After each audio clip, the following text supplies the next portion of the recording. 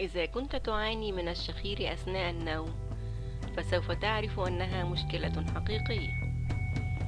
فالشخير هو أمر معوق لدورة النوم لديك، كما أنه مزعج للأشخاص المحيطين بك.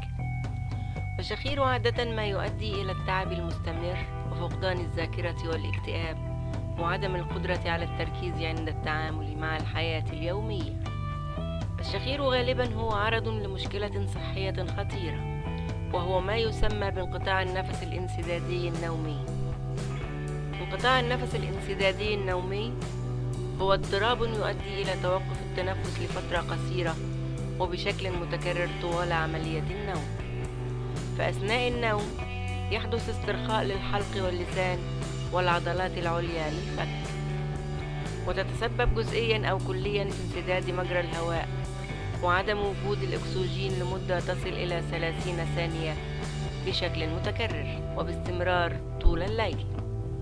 وعندما يصل مستوى الأكسجين في الجسم إلى درجات متدنية للغاية، يستخدم الدماغ الدوافع التنبيهية لإيقاظ الشخص للتنفس العادي حتى يتمكن من استئناف التنفس بشكل طبيعي.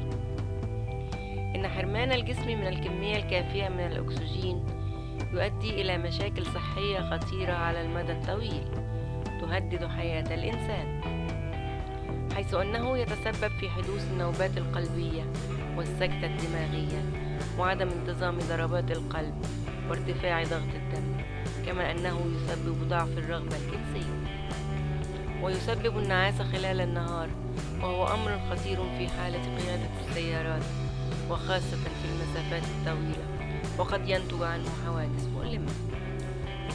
كما أنه يتسبب أيضا في ضعف عضلات الحلق والفم وفقدان القدرة على التحكم في عملية الانقباض والانبساط لهما بشكل طبيعي أثناء النوم.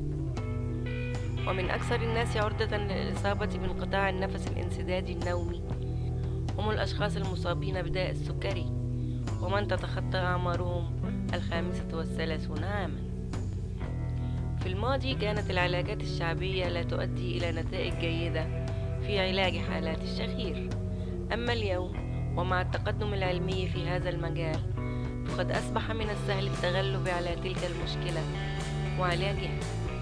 فلا تتردد في الذهاب للطبيب للتخلص من هذا المرض المزعج لتستأنف حياتك بشكل صحي آمن وطبيعي.